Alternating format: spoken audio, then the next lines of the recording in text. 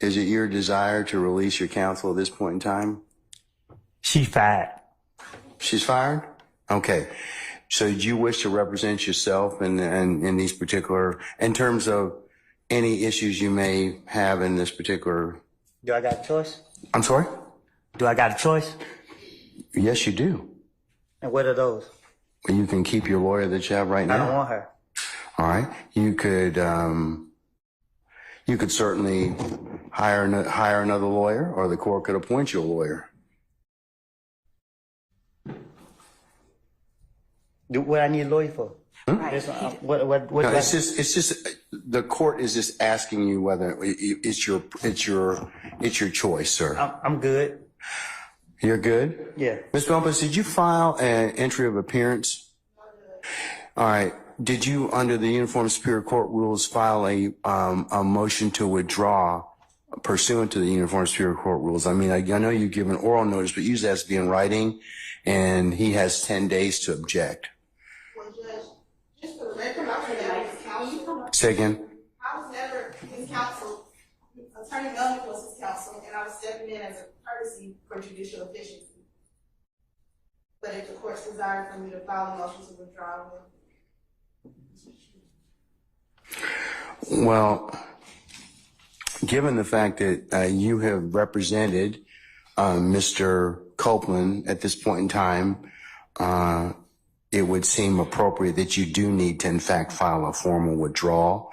Even though you didn't enter one, you de facto entered this case by your representation of him, or you telling the court that you did, in fact, represent him.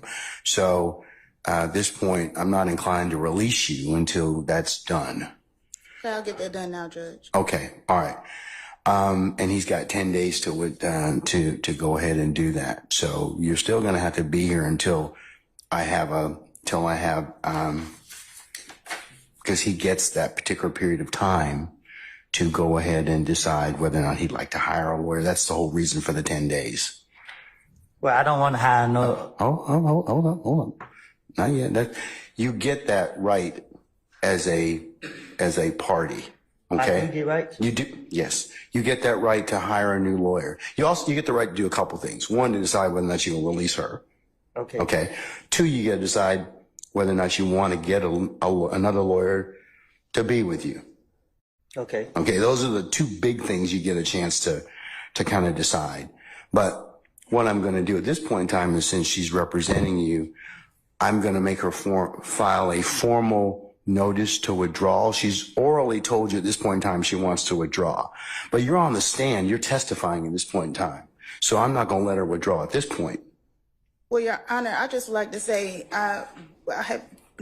before he started testifying, I was fired. I don't know that, ma'am. That's not something that I have notice or knowledge of. So, that's the whole purpose of the rule, so that we can flesh out all those things. So at this point in time, I'm not inclined to let you go at this point.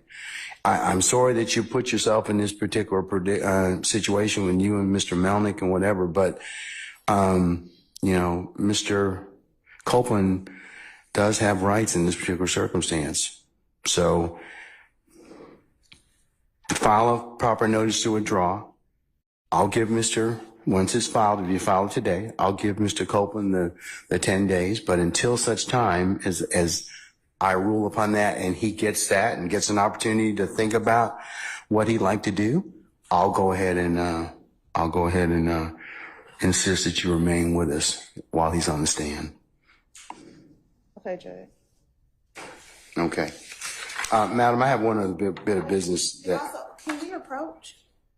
Can I approach, Your Honor, with the state? No. What does he want to tell me? I don't want to say it in open court.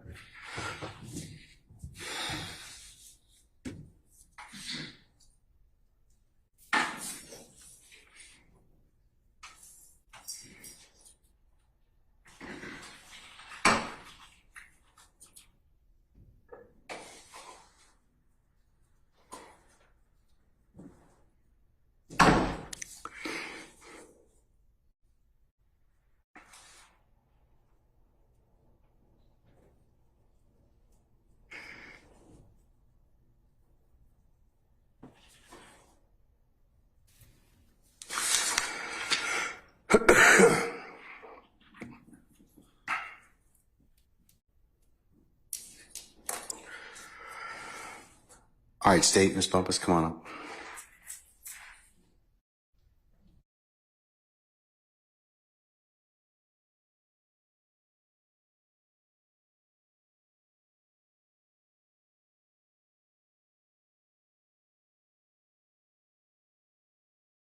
And I don't believe you have the right to be present, sir.